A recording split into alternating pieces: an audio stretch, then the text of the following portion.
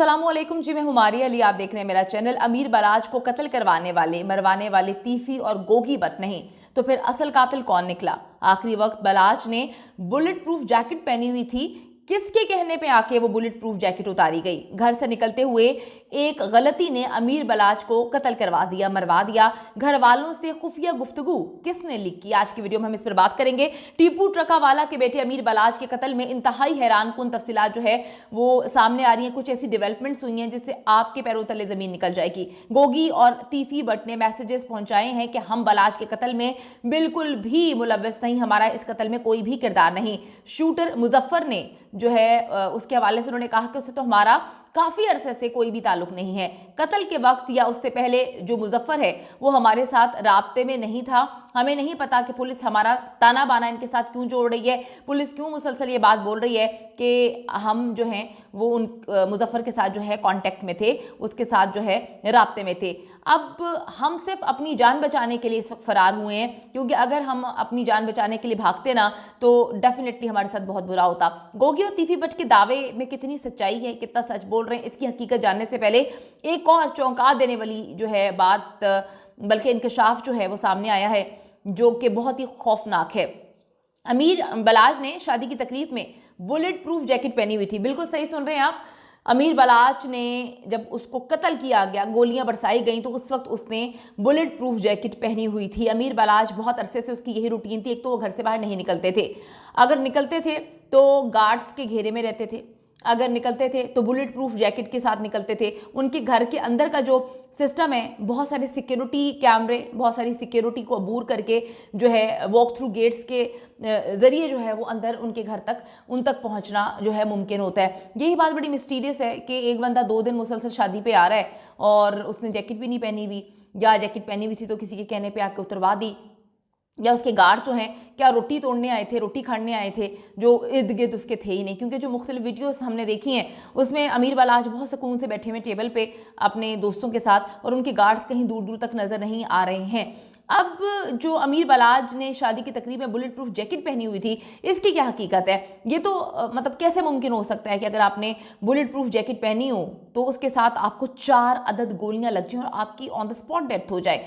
Police experts से बात हुई है, उनके मुताबिक जो है शूटर बहुत ही तेज था, बहुत ही ज़हीन था, या फिर बहुत ही अंदर का बंदा जो है वो शूटर को एक एक लम्हे की, एक एक मिनट की जो है इंफॉर्मेशन दे रहा था। उसे पता था कि बलाज जो है वो बुलेट प्रूफ जैकेट पहन के आया हुआ है और वो उसके बगैर बाहर नहीं निकलता।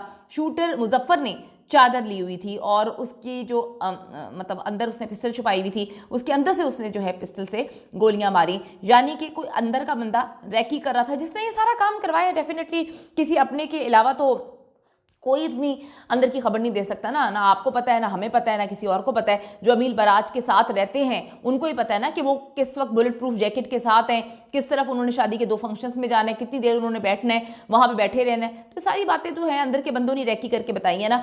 तो अब किसी को पिस्टल नज़र नहीं आ रही थी। जो मुजफ्फर है उसने पिस्टल जो है वो अंदर छुपाई हुई थी चादर के। शूटर को मालूम था कि गोलियां सर और गर्दन पर ही मारनी है, क्योंकि जिसने उसको सारी इन्फॉर्मेशन दी थी उसने ये भी बताया था कि उसने बुलेट प्रूफ जैकेट पहनी हुई है बलाज ने, और बलाज को अगर ख़त्म करना है तो पॉइंट ब्लैंक से उसकी खोपड़ी उड़ानी है, उसकी गर्दन में मारनी है, ऐसी जगह गोली मारनी है जहाँ पर जो है जैकेट के असरात ना हो, जहाँ पे जैकेट ना हो। तो उसने यही कोशिश की। 9 mm की पिस्टल की गोलियां जो हैं बलाज के राइट शोल्डर और गर्दन के पास लगी और जिस्म के अंदर जो है घुस गई। आप देखें कि कितनी ज़बरदस्त तरीके से प्लानिंग और रैकी की गई थी, बताया गया था, एक एक चीज़ बताई गई थी। अच्छा जी, इतनी खुफिया इन्फॉर्मेशन तो कोई बहुत ही करीबी लीक कर सकता है, जो हर वक्त बलाज के साथ हो, जो हर वक्त बलाज के पास रहता हो, जिसको बलाज की एक एक चीज़ के बारे में पता हो कि कब वो जैकेट उतार रहा है, कब वो जैकेट पहन रहा है, उसने जैकेट पहनी भी हुई है। क्योंकि जो वीडियोज़ हमने देखी हैं, हम जैसा बंदा तो नहीं मतलब नॉर्मल बंदा तो नहीं पता लगा सकता ना कि उसने जैकेट पहनी हुई है। तो बहुत अंदर का बंदा है जिसको पता है कि भाई इसने जैकेट पहनी हुई है और जैकेट जो है असर कहाँ पर बुलेट्स करेंगी और कहाँ पे नहीं करेंगी। पुलिस जो है वो अच्छा इतनी खुफिया इन्फॉर्मेशन जो है करीबी ने लीक की है। इतनी बेहतरीन प्लानिंग एक बंदे का काम नहीं हो सकता, एक एग्जीक्यूशन हुआ है, एक प्लानिंग हुई है, बहुत अरसे से इसको कत्ल करने के लिए काम किया जा रहा था। अच्छा जी, पुलिस जो है मुजफ्फर के आखिरी 6 महीने के कॉल रिकॉर्ड के डेटा वगैरह जो है वो चेक कर रही है। दूसरी तरफ गोगी और तीफी बट की कहानी पे आ जाते हैं। वो कहते हैं कि हमने तो बलाज को मरवाया ही नहीं, अगर हमने मरवाना होता तो पहले ही मुल्क से बाहर ना निकल जाते, हम इंतज़ार क्यों कर रहे होते। तो ये कहानी पे भी निकल के सामने आई है, स्टोरी जो है ये हम तक पहुंची है।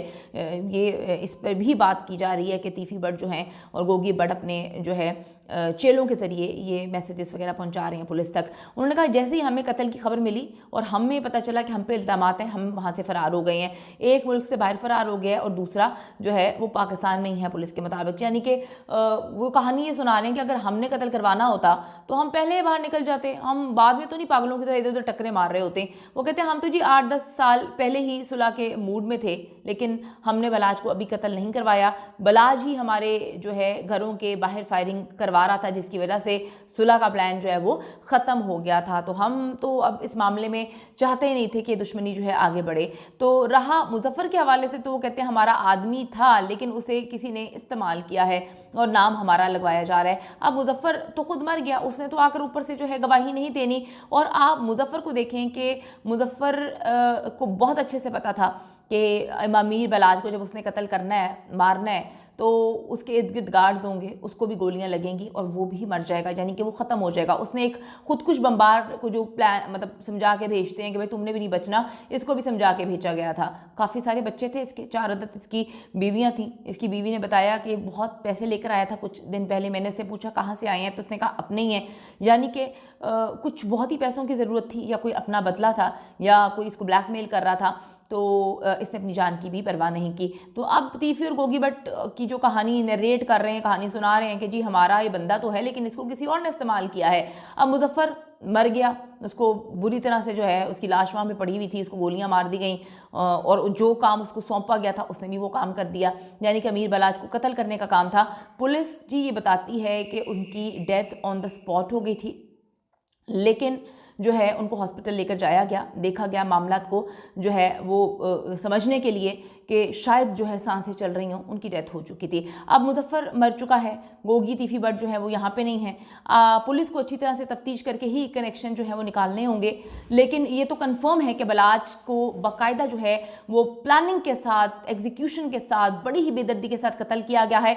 वो ऐसी ज़िंदगी नहीं चाहता था जिसमें दुश्मनियाँ हों, दुश्मनियाँ ख़त्म करना चाहता था, वो दुश्मनियों को फ़रोग नहीं देना चाहता था। और मैं आपको एक और बात बताती चलूँ कि कोई बहुत ही अंदर का खबरी है, कोई ऐसा बंदा जिसने लंका ढाई, घर की जो है इन्फॉर्मेशन दी, बलाज के हवाले से इन्फॉर्मेशन दी, कोई अपना है जिसने खार निकाली, जो दोस्त या प्यार या दोगलेपन का रिश्ता जो है निभा रहा था बलाज के साथ। ऐसे लोगों की डेफिनेटली दुश्मनी बहुत ज़्यादा हो जाते हैं, किसी को कोई चीज़ अच्छी लगती है, नहीं अच्छी लगती।